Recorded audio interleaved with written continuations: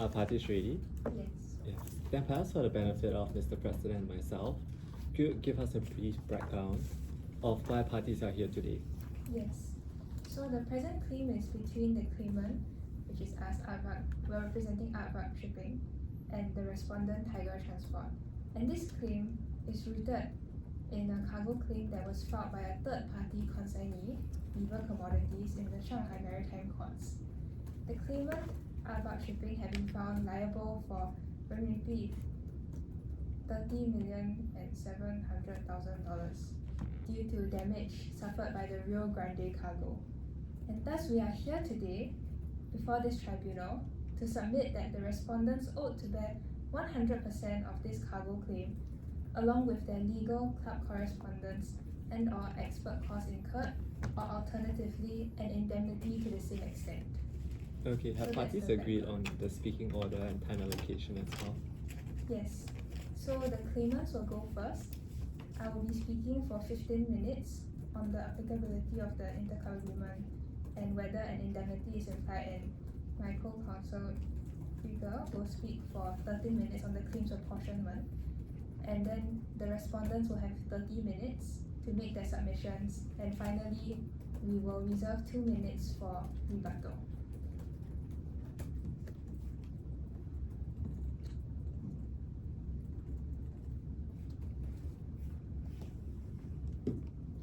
Good evening, members of the tribunal. My name is Crystal Tan, and as said earlier, I will speak for 15 minutes on the applicability of the interclub agreement and whether an indemnity is implied, and we reserve 2 minutes for rebuttal. The crux of my submissions lies in whether the claimants are entitled to be indemnified by the respondents, i.e. if they have satisfied preconditions in the ICA and under an implied indemnity. We can accept that there was a contractual agreement between the parties as regards the forum that the dispute was supposed to be heard in. However, a breach of this obligation cannot totally exclude my client from being indemnified by the respondent. In interpreting the wording of the ICA and looking at the surrounding facts that have pushed the claimants to continue with the PRC proceedings, my first submission is that the claim has been properly settled or compromised in accordance with Clause 4C of the ICA. And in the alternative, my second submission is that an implied indemnity arises. On my first submission, our position is that the ICA is operative as the precondition of Clause 4C has been satisfied. And there are two parts to my first submission. First, the interpretation of Clause 4C, and next, the facts that point towards a finding that the claim was properly settled and compromised. On the first point, we submit that with regards to a plain reading of the phrase properly settled or compromised, it is to be construed broadly and flexibly to accommodate a range of claims. The crux of the respondent's submissions is that the interpretation of properly settled or compromised must be interpreted in light of the contractual dispute resolution framework, that arbitration is the correct forum and that English law is the correct governing law. Sorry, Ms. Tan, just to Yes. understand, isn't the respondent's arguments twofold? That first, it must be in the contractually agreed forum, and second, that it must make all reasonable efforts. Yes. So how would you address both of these? Yes. So on the first point of the contractual dispute resolution framework, that will be addressed in my first submission with regards to how we are to interpret Clause 4C of the ICA, which is that it should be interpreted broadly and flexibly, and it does not require you expressly to adhere to the contractually agreed forum. And on the reasonable steps that are to be taken, this will be addressed in my second submission, but to summarize, these reasonable steps must be considered at the time of the dispute and not on hindsight. Ms. Tan, I just have a question that's troubling me. I think at the start you said the claim was being brought in PRC. Are you aware of the nature of that claim The by nature of that claim, the consignee? it was a cargo It claim. was a bill of lading claim, correct? Yes. The bill of lading, do you know when the bill of lading is issued?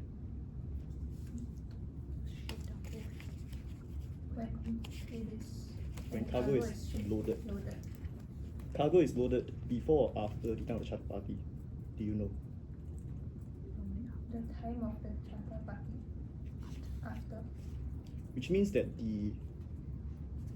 I'm just trying to understand this. The contractual forum in the charter party, the NYP charter party, is English arbitration. Yes, that is correct. The bill of lading is English arbitration. Yes, that is correct. The consignees sued in PRC using the bills of lading. Yes. So which timing of the contractual agreement with regards to the dispute resolution are we looking at? Because where I'm coming from is, at the time when you signed this charter party, you would not know necessarily where the contractual forum is. If the bill of lading did not include clause 1 of the, was it GenCon here or, but clause 1 of that incorporation clause. So I'm just wondering whether, and I mean, does this assist the case or does this not assist the Yes. case? Allow me to direct the tribunal to page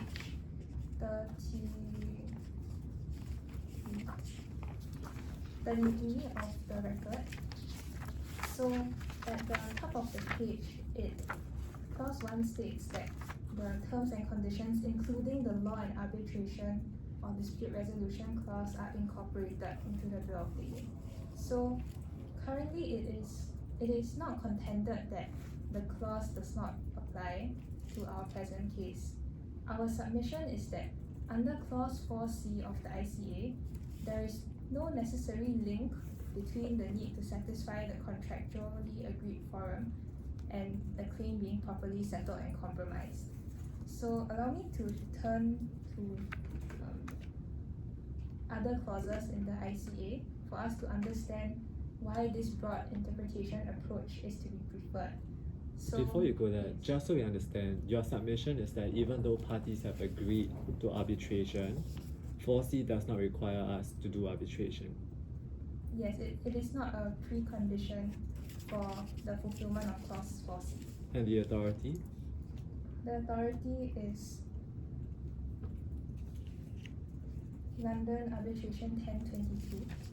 So this is a case where the tribunal found that properly settled or compromised did not involve an assessment as delicate, nuanced, or detailed as might be involved in the test of reasonableness. Sorry, why did they say that even though parties have agreed to arbitration, there does not need to be arbitration?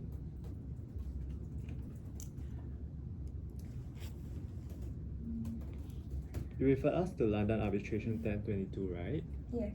So what did the tribunal say there in regards to arbitration as a precondition or not?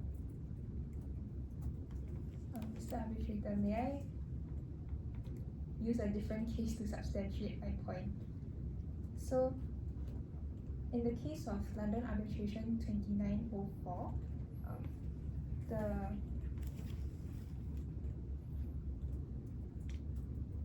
in that case, while there was a specific clause that stipulated the forum in which the claim should have been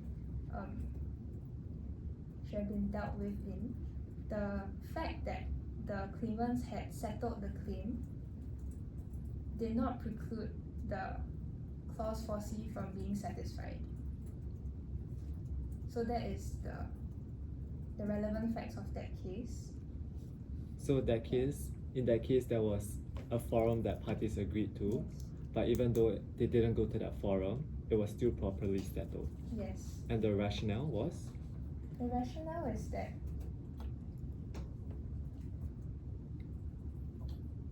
in the circumstances of that particular case, if the claim was not settled but the claim was instead continued in the courts, there would have been off-hire claims which would have compounded the costs that the respondents would have been liable for. And in considering these commercial considerations, the tribunal found that in settling the claim, it was more practical and would have been more cost effective compared to bringing the claim in the agreed dispute resolution forum. So you're saying that just because it was more cost effective, that was the reason that we can not follow the specifically agreed to forum? That is one of the considerations that the tribunal had, and the larger point that I'm trying to make is that the phrase properly settled or compromised does not require us to strictly adhere to that specific forum. The plain wording of clause 4C states that the claim is to be properly settled or compromised, and there is no necessary link to the contractually agreed forum. I don't think you are construing the respondents' arguments fairly. I think their complaint is really that you went and fought in PRC before a non-contractually agreed forum, where parties firstly are not sure how the courts will apply the law, what laws will be applied, and having lost there of your own accord, you now suddenly come and turn around and accuse the respondent and say, hey, bear all responsibilities for it. I think as a commercial man, if we were to agree that, hey, let's go before this guy and have this guy arbitrate, I will take the loss. Fine. That I think is fair in that contractual agreement. But what they're saying now is that you went to someone behind their backs. So that is what is unfair to them to now face this claim. So what would your response be? Yes, so I have two main points in response. So first, it is not that we had gone behind, my client had gone behind the respondent's backs and adjudicated or rather defended the claim in the Shanghai Maritime Courts without their notice. May I refer the tribunal to page 59 of the record? Before you bring us there, what will we be looking for? So at page 59 of the record, we are looking at emails that are correspondences between the claimants and respondents' P&I clubs. So at page 59, at the bottom of the page, the claimant's P&I club correspondent had represented to the respondent that there was this claim against us in the Shanghai Maritime Courts, and we had expressly told the respondent that the Shanghai Maritime Court will maintain jurisdiction over the claim and that it will be futile to bring anti-suit proceedings against cargo interests in England. The respondents did indeed respond to our email and said that we had reserved their rights, but our position is also supplemented by the fact that we had obtained Chinese law evidence regarding whether the Shanghai Maritime Court will maintain jurisdiction over the claim, and also the possibility of other options such as anti-suit injunctions. While the respondent has indeed reserved their position, they have not adduced any other evidence to show that. Sorry, Ms. Tan, but in the very email correspondence that you referred us to, the charterers expressly instructed you to bring an anti-suit injunction. Yes. You did not comply with that instruction. Yes. So how can you say that you have made all reasonable efforts? In that specific email,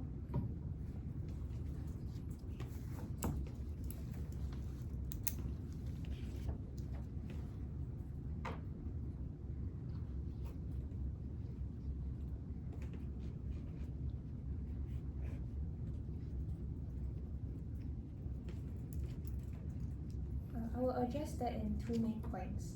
So first, while the charterers had represented to us that we should have gone for an anti-suit injunction, an important factor to note is that this would have increased the legal costs that we would have incurred in trying to challenge the jurisdiction and also stay the proceedings in the Chinese courts.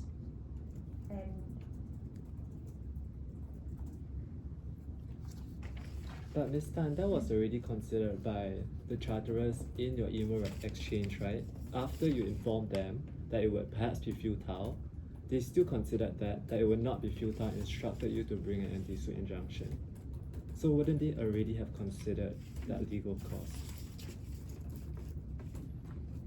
Yes. However, we submit that it would have still been futile to bring these proceedings because in any case, the PRC courts,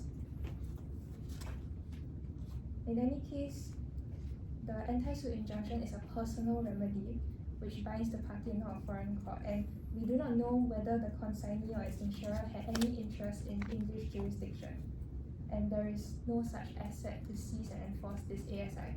Currently, we only know that the vessel is detained in China. I guess, Ms. Tan, the concern is whether the claimant needs to comply with the charterer's instructions to rely on clause 4C, and also whether this non-compliance means that you did not do all reasonable efforts or take all reasonable steps.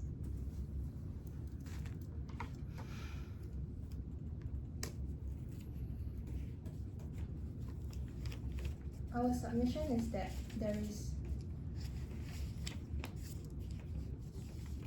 in light of the Chinese law evidence that we have received with regards to the feasibility of these solutions, there was no need to comply with these instructions because it would not have been reasonable to do so having regard to all the other factors. And I know that my time has elapsed. Perhaps may I have 1 more minute to wrap up this particular response to your question? With Mr. President's leave? Sure. Yes. So we also must have regard to the other factors, such as the fact that the vessel was detained. In the present case, the PRC is not a party to the arrest convention. So to facilitate the release of the vessel in a timely and straightforward manner, the claimant still had to comply with the PRC court's domestic law and fulfill the requirements for release, and it would not have been practicable to apply for an anti-suit injunction or seek a London arbitration in order to do this. And the consequences of not releasing the vessel is that there could have been additional costs and the losses would have been compounded. And so given these specific conditions that the claimant was aware of on the ground and they had to respond to quickly, it is our submission that it is reasonable for them to have continued the claim in the Shanghai Maritime Courts rather than continuing proceeding with anti-suit injunctions or London arbitration. Thank you, Ms. Tan. Yes, unless I may be of further assistance. That's fine. Thank you.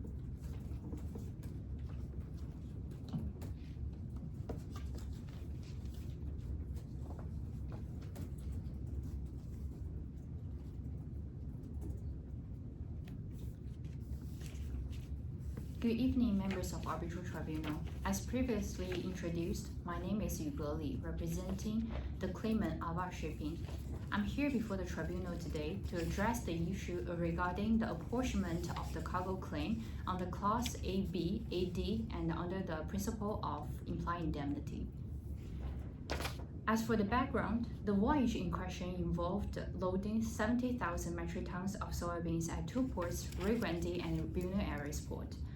The cargo from Rio Grande was stored in holds 1, 3, 4, and 6, which later was found to be discolored and caked, while the Buenos Aires cargo remained unaffected.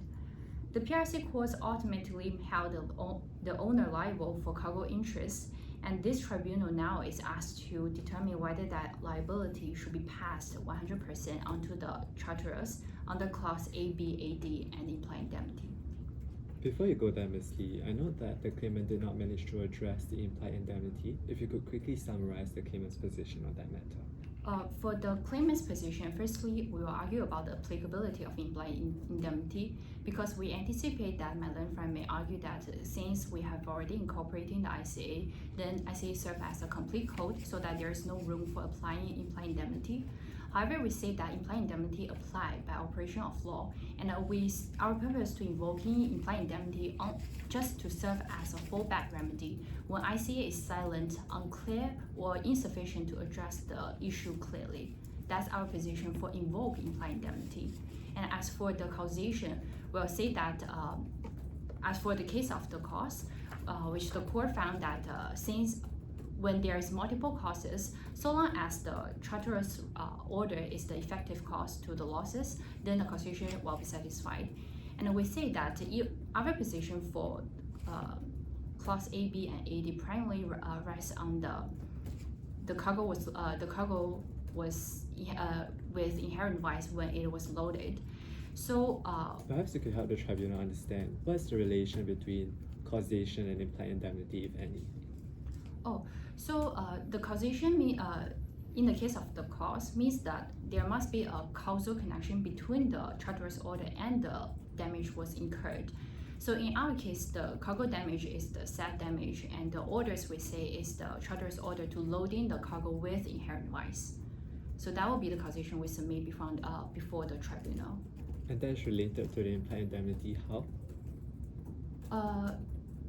Because the implied indemnity, as a general principle, means that when the charterer has the right to direct the employment of the vessel, and then it wouldn't be right for the owner to be left to bear the financial fallout of when if anything went wrong by following such orders. So as the owner, we following the charterer's instructions to load such cargo, but eventually there was a cargo damage which was caused by inherent vice. And this was not agreed by parties in the charter parties, because the charter party only said the soybeans will be carried, not the soybeans with inherent vice will be carried. Sorry, you're saying that inherent vice is something that parties must agree to? In fact, the cargo is parties did not agree on the cargo with inherent vice. Instead, parties agrees on the cargo per se, like the normal cargo suitable for normal carriage. So when it comes to inherent vice, what is the agreement that must be made between parties beforehand to carry such cargo? In owner's position, the agreement will be that, for example, the inherent vice indicating that at the time of loading, the cargo is per se is already excessive moisture, means it's more prone to damage. They have to give the declaration up before loading by the owners. That will be the agreement on the inherent vice. So you're saying that we must inform the cargo carrier that there is inherent vice? Yes. And the authority for that is?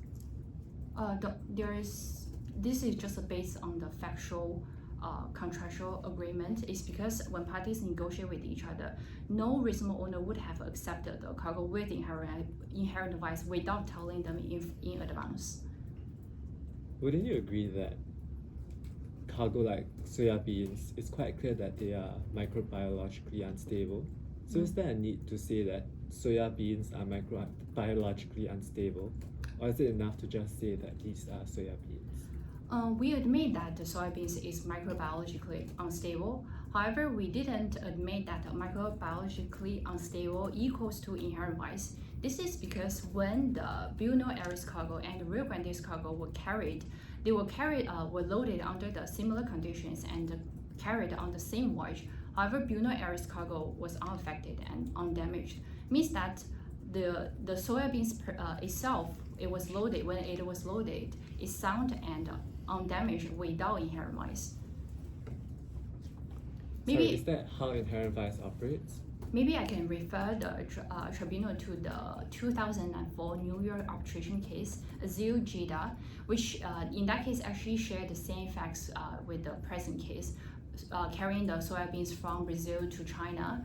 And upon the discharge, it was found deeply seated deterioration within the cargo, and the tribunal found that the cargo condition at the discharge can be used to infer the condition when it was loaded. And eventually this concluded that the cargo is with inherent vice based on the cargo condition upon discharge.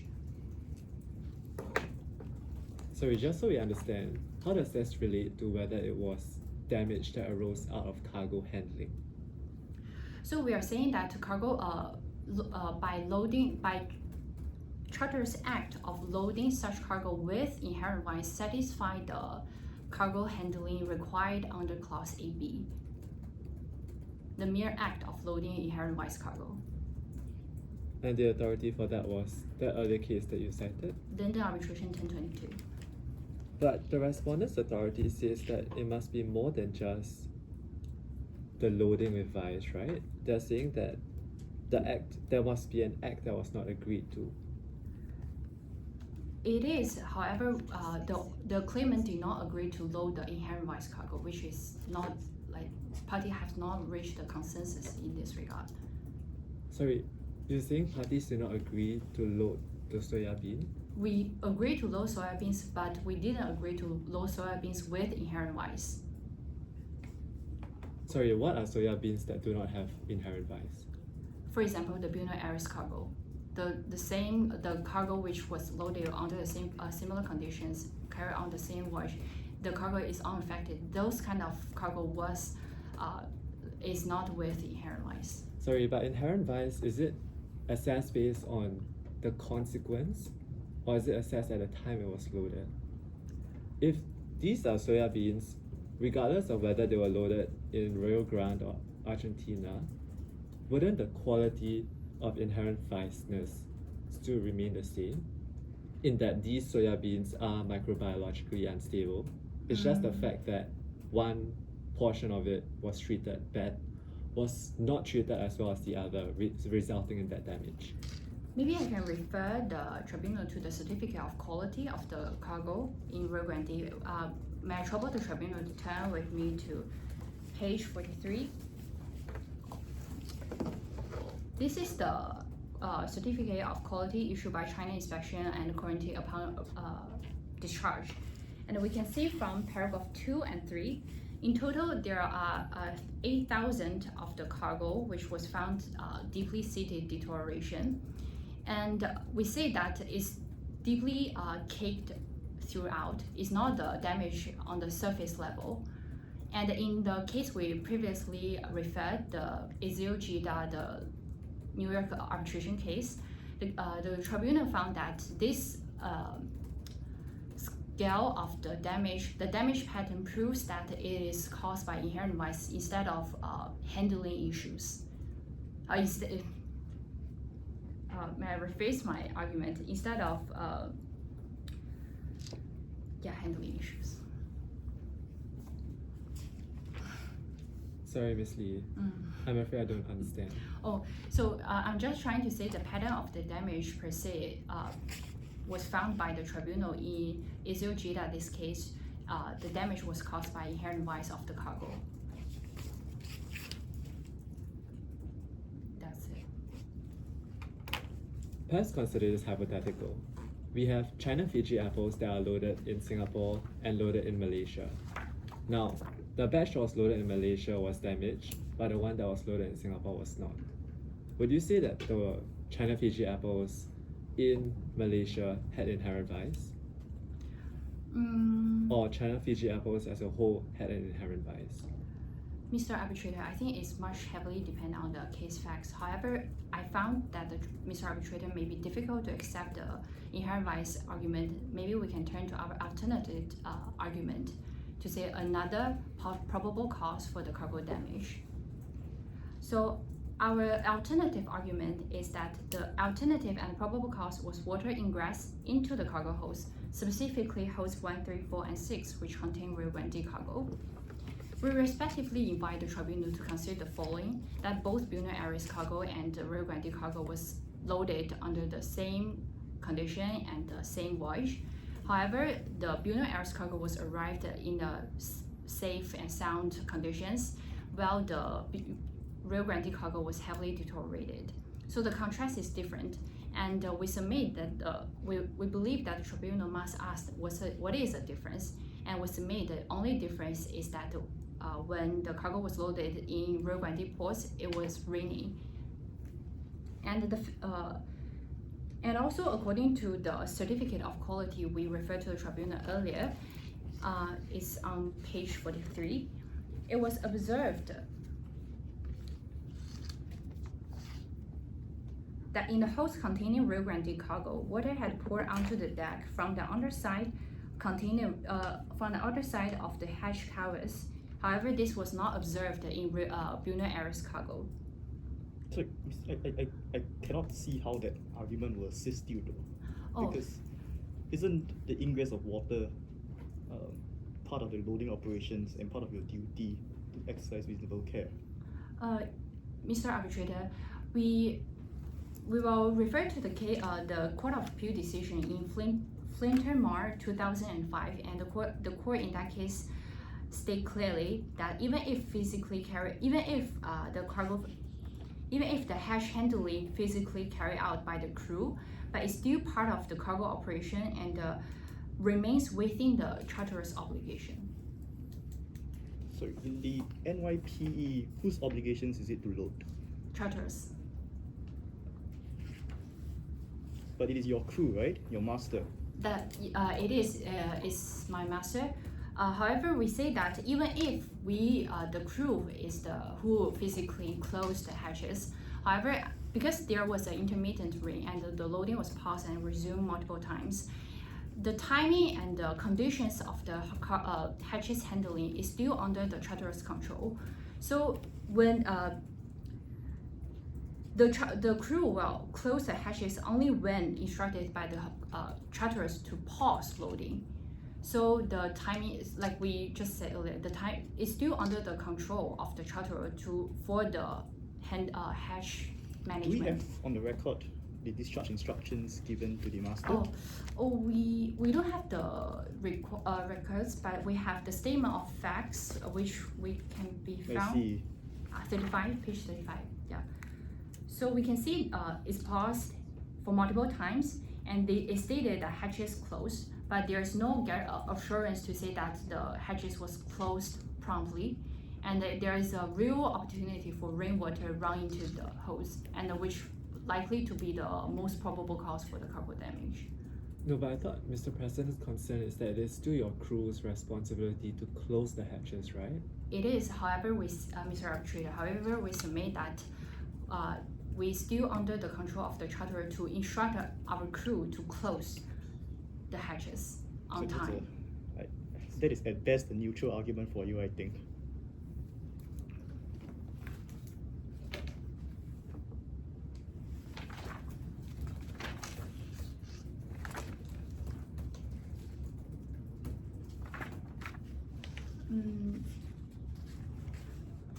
If I may assist tribunal, okay, I will turning to my next submissions, which is clause AD.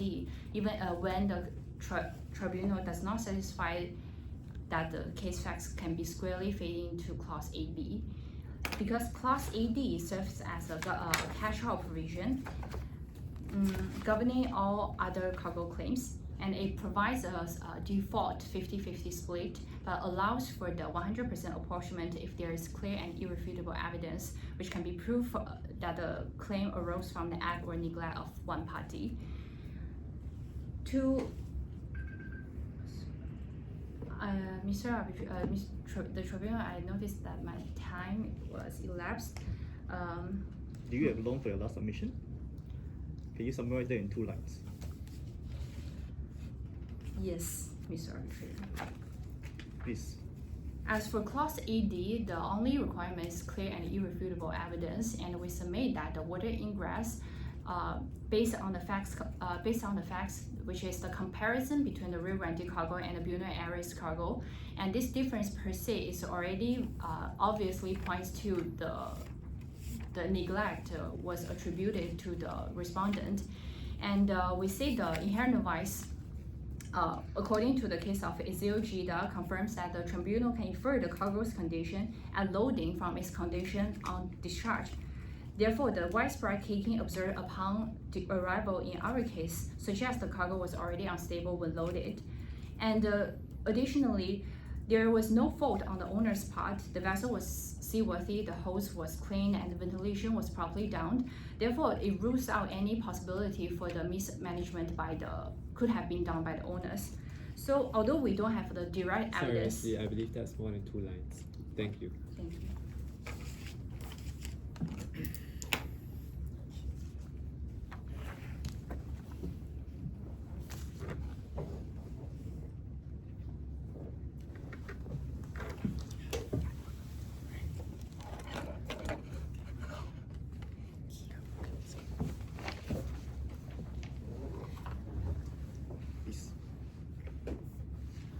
Good evening, members of the tribunal. My name is Beer Jin, and I'll be representing the respondent, Tiger Transport, along with my co-counsel, Liang Rui Qian.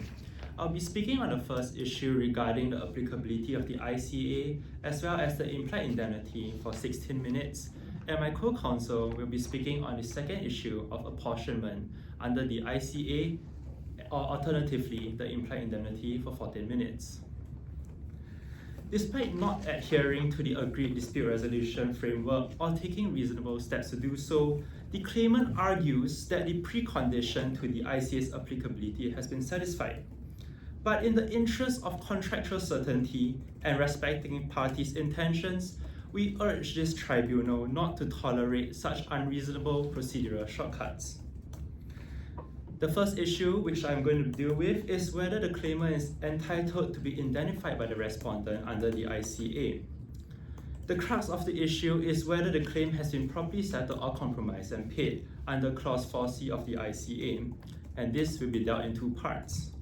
First, Clause 4C of the ICA must be interpreted with reference to the charter party using the test of reasonableness. Next, even if the tribunal accepts the applicability of the ICA, the cargo claim ought to be discounted because of unreasonable legal costs due to, according to Clause 3C of the ICA. Starting off with the first point, to reiterate, Clause 4C of the ICA stipulates that the cargo claims shall only be apportioned according to the ICA if the claim was properly settled or compromised and paid. We submit a test of reasonableness must be followed, and I think this coheres with the claimant's submissions, and this must be done in accordance with the charter party. It will not make any commercial sense for any settlement or compromise to be accepted as properly settled or compromised, and hence... But that was precisely the position that was advanced by your learned friend, right? That commercial reasons go against agreeing to arbitration. And here it was the fact that the Chinese courts and the costs that will come with defending Chinese proceedings were really unfeasible and therefore unreasonable. Certainly, Mr. Arbitrator. However, we would like to contend that in the present case, it was actually not unreasonable to obtain a parallel arbitral award instead of having to fight the claim up all the way to the PRC Supreme Court. And this is for the sole reason that the PRC proceedings will take an extremely long time, as can be seen in the present case where it took 4 whole years. However, arbitral awards can be usually taken in around 1 to 2 years' time, and that is significantly shorter. Now, we pair this with the idea that arbitral awards are actually enforceable in the PRC. And what this does is the arbitral award will make sure that the claim is already res judicata, and hence there shouldn't be any further action in the PRC courts, and the action in the PRC courts will be ended in this case. So what are they supposed to do if the PRC courts refuse to recognize our jurisdiction? Now, if the PRC courts were to refuse to recognize, Mr. President, when you're talking about our jurisdiction, does it mean this present tribunal? I mean, it will be a bill of lading claim, so I suppose it will be the tribunal constituted under the bill of lading. That tribunal. That tribunal, okay. I understand, Mr. President. Well, in that case, certainly, we would have to concede on that point that if the PRC courts... Practically, you accept that there's nothing that can be done. Practically, something can be done in the present case, but in the alternative scenario, yes, nothing can be done, and we would have to, and the claimant would have to fight the case all the way up to the PRC Supreme Court. However... Which was what they did, right, Mr. Bay? Yes, Mr. Arbitrator. However, that assumes that the PRC courts will refuse to recognize or enforce the arbitral award that should be obtained in the London-seated arbitration. However, we note that the PRC is actually a signatory to the Do you New have York... evidence? Because they say they have Chinese law evidence. Do you have evidence to back up what you're saying? Mr. President, our evidence that we have here is in the form of the New York Convention. However, we have not obtained any PRC law legal advice. So when the owners came to you in 2020 and told you they have legal advice saying that the PRC courts will not recognize the jurisdiction. I believe your suggestion then was take out an anti-suit injunction. But at that point in time, you didn't consider that you would require Chinese law evidence to refute them, correct?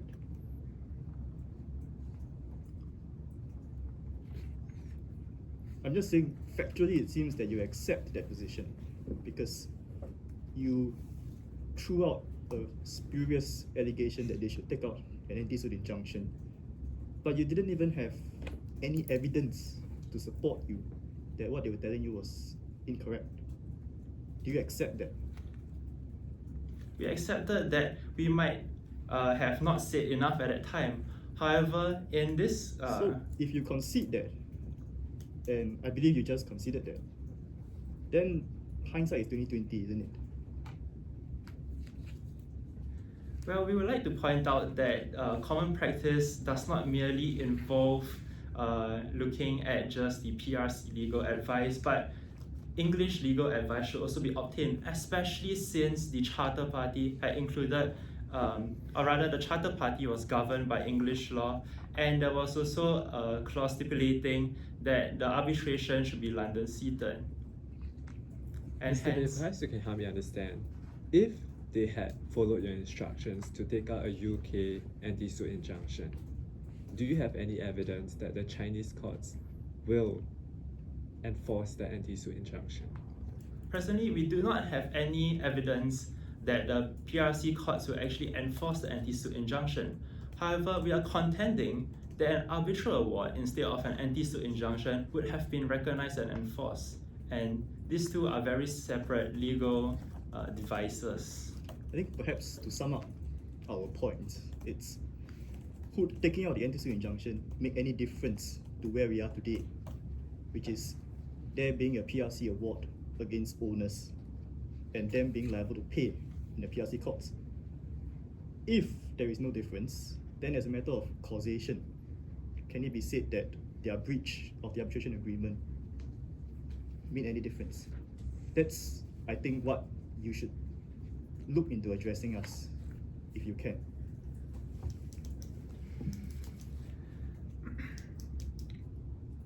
Mr. President, I know your concern. In this case, well, we concede that an anti-suit injunction would not have, rather, even if the claimant had obtained an anti-suit injunction, the outcome of the case would not have been changed.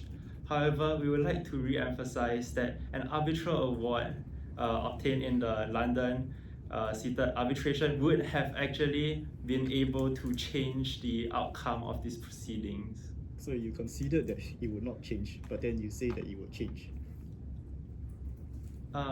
Mr. President, My point is really just if the PRC court decision will come out in any event, regardless of what the anti-suit injunction,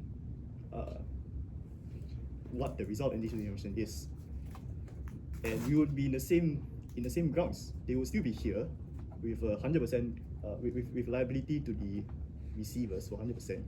They will still be here. They will still be going after you. And what exactly will be your defense then? Is it simply that I'm sorry, the legal the procedural grounds allow me to escape liability? Is that your case?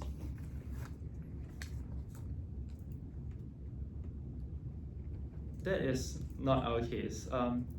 Mr. President, I would like to point out that anti-suit injunction, while it may not have legal effect in the PRC courts in being able to stop the PRC proceedings, well, a parallel arbitration would have a different effect.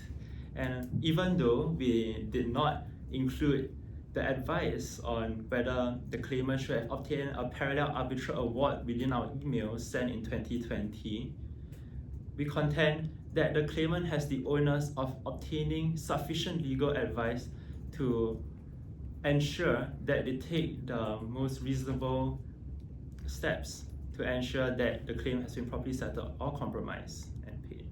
This threshold of sufficient legal advice, where are you getting that from? Mr. Arbitrator, we do not have a particular case which talks about sufficient legal advice. However, Yeah, according- sure, because surely all legal advice will be privileged, so there can be no tribunal or court that would decide what legal advice is sufficient. But carry on. Yes, Mr. President, we do note that legal advice is privileged. However, in this case, it deals with English law within the Charter Party, and hence, we will contend that even obtaining legal advice or rather, PRC legal advice will not be sufficient in the present case.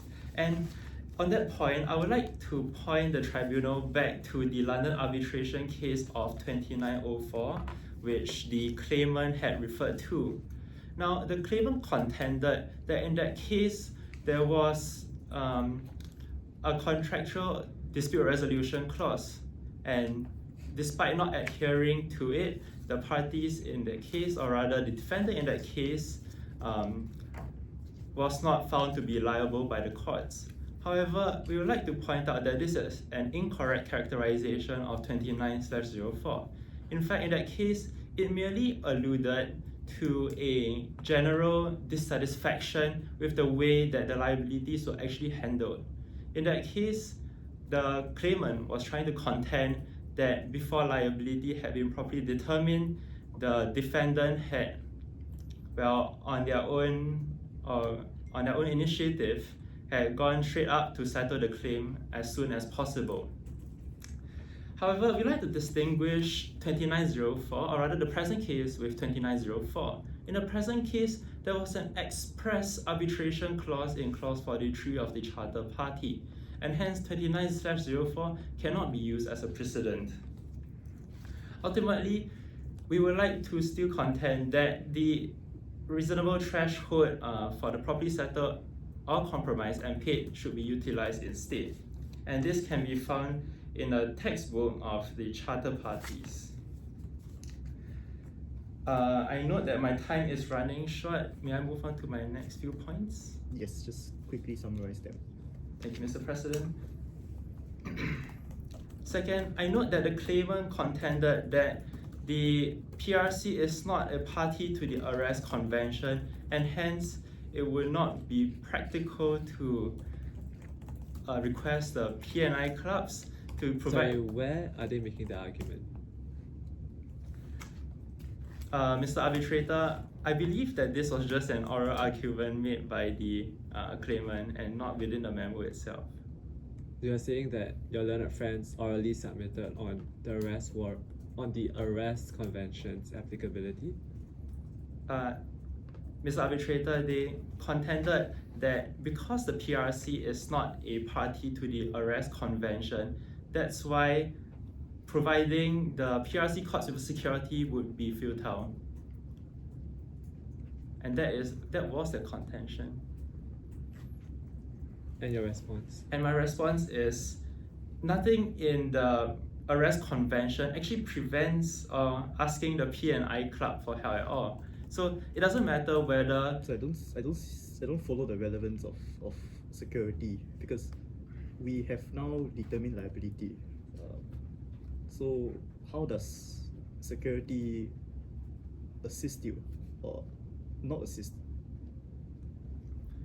Mr. President, the claimant had contended that the best way, or rather the most efficient way, to resolve this entire dispute was to fight the case all the way up to the PRC Supreme Court.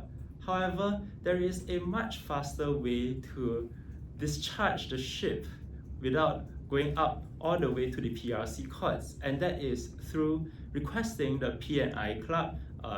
In the claimant's case, is East Sussex P&I, for a security to be provided to the PRC courts, such that the ship can be discharged. I believe their case really on that point is that because China is not part of the PRC, not part of the Arrest Convention, they had to act hastily in order to get the ship released and to move forward. There was no way that they could put up expeditious security, and I think their point is that it is in light of those that emergency situation that their actions now should be judged. Meaning they had to go and fight in the Shanghai Maritime Courts. Unfortunately, they lost, and having had a judgment against them, they now need to appeal. And they did, in order to, I believe, mitigate your losses as much as possible. So I think that is their case. So what would your response be? My response would be ultimately the entire procedure of going up to the PRC courts would still not constitute properly settled or compromise because it was incredibly inefficient and had incurred a lot more legal costs than they should have.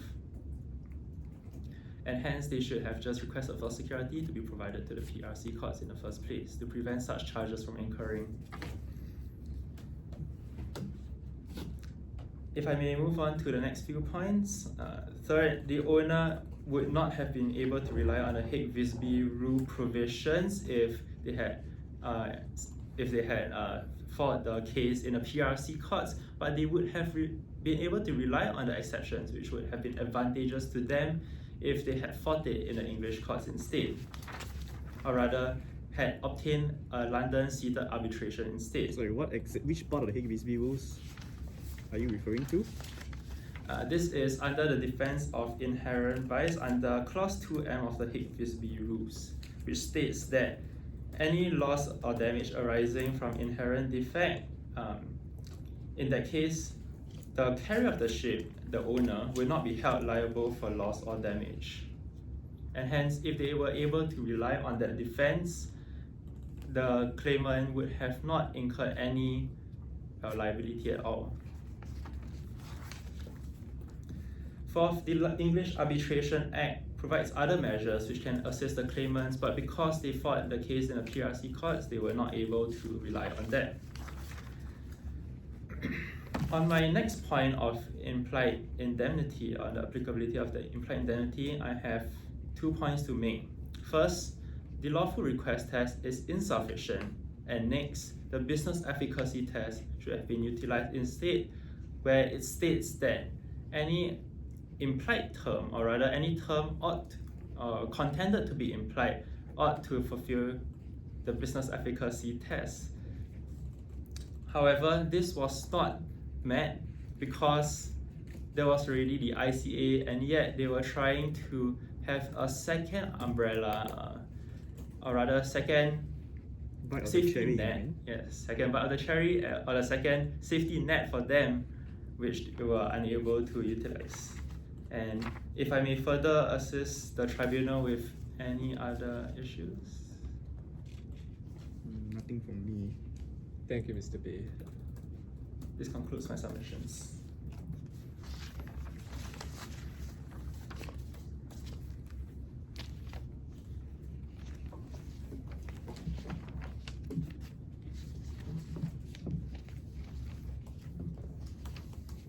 Hello. Good evening, members of the tribunal. My name is Liang Rui Qian, and I represent the respondent together with my co-counsel. I'll speak for 14 minutes on the claims apportionment, given that either the ICA or the implied indemnity does apply. Our position is that the claimant is not entitled to claim under 8B of the ICA, nor are they entitled to claim for 100% under 8D. In the event that the ICA is not operative due to 4C of the ICA not being satisfied, the claimant is also not entitled to an implied indemnity. First, I turn to 8B. Sorry, before you go Yes. there, aren't we already proceeding on the basis that there is an implied indemnity? If that's the case, how will your submission that they are not entitled to the implied indemnity stand?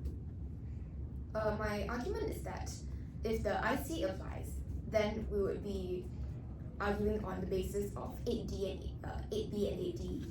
But if the ICA does not apply, then we'll argue on the basis of the implied indemnity.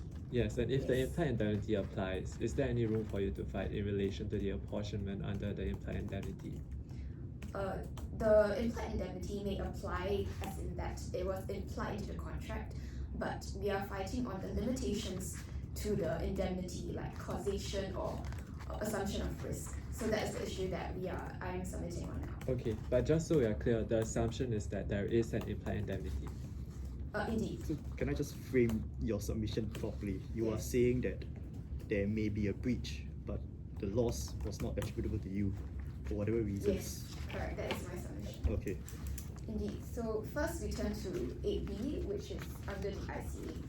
And the wording states that the ICA will only allocate 100 at liability to the charterers only where a cargo claim in fact arises out of improper cargo handling. This means that there are two conjunctive requirements. First, there must be a factual causal link between the damage and the cargo handling. And second, there must be a finding that there was improper cargo handling. Now, we note that my learned friend relies on paragraph 38A of the submissions, which is found at page 9 of the background.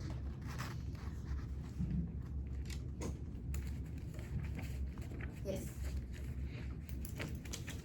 If you're with me? So we just want to understand, do we Yes. need to make a finding that there is proper handling, or do we need to make a finding that there is improper handling? So do they need to prove that there was improper, or do you need to prove that there was proper? They need to prove that there was improper cargo handling. So we are simply trying to disprove that there was improper cargo handling. And this is based off?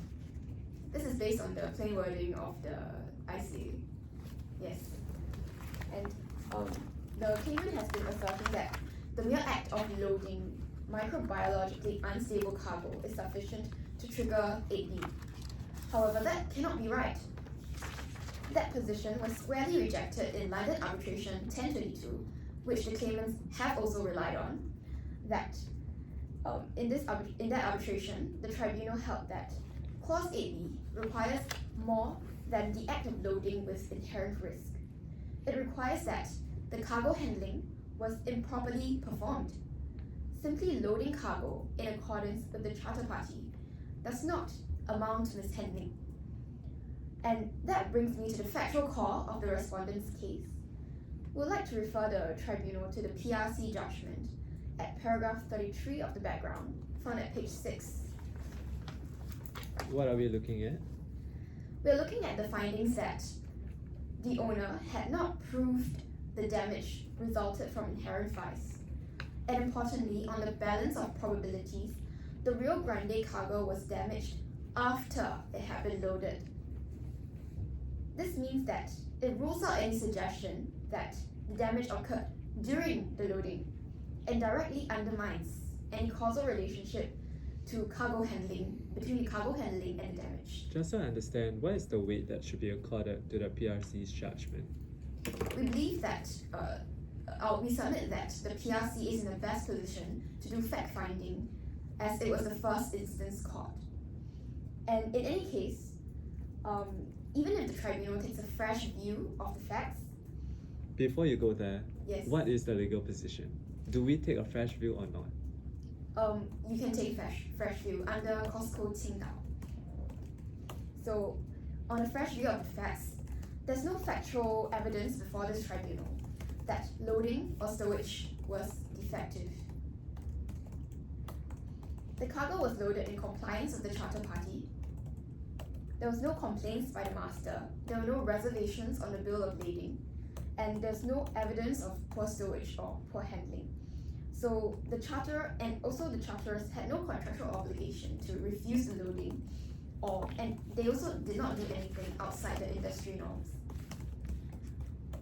Indeed, that is our case for 8B, and we submit that 8B cannot be apportioned 100% to the charterers.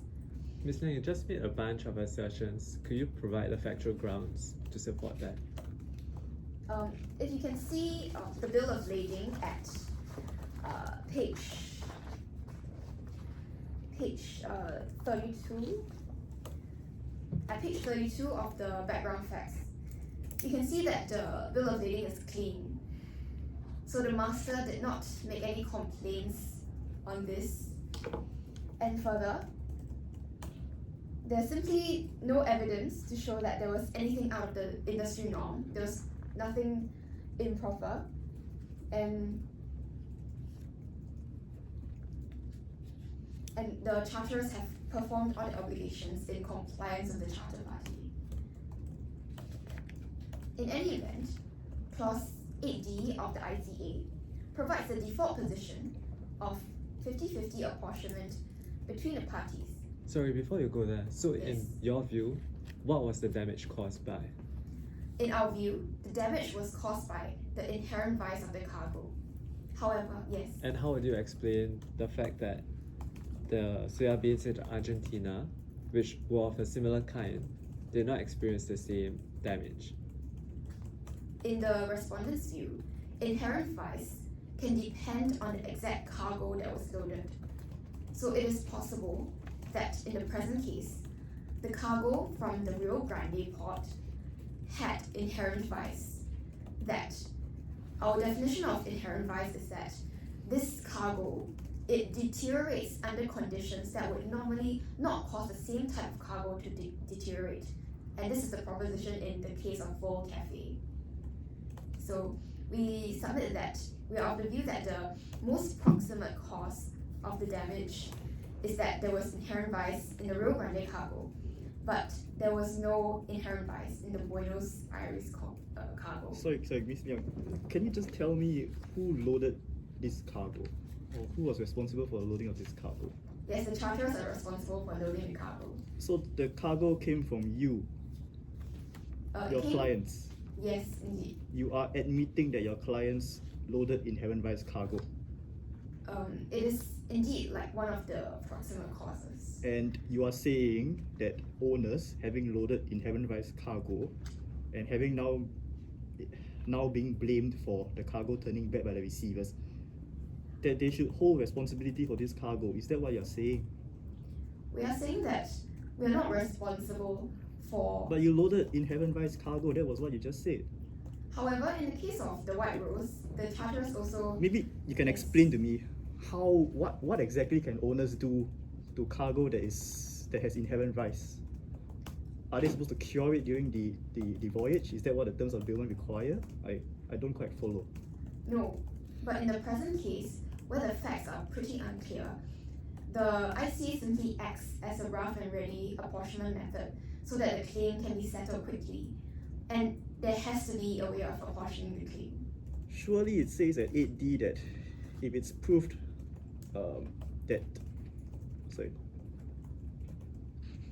if you can prove, I believe the standard was quite high, but if you can Yes. show that it was due to the act of neglect of a party, then it should be 100% against the party. You have just admitted that you loaded inherent vice cargo. How is that not your act or How? neglect that led to the cargo being contaminated? We would say that the element of causation cannot be fulfilled. So what exactly can owners do in causation? That's my point. If the cargo was loaded with inherent vice, then there was nothing that owners could have done. Indeed, there was also nothing that the charterers You could have not loaded inherent vice cargo. That's what I'm saying. The inherent vice cargo was also not apparent to the charterers, and in this case where the claim has already arose,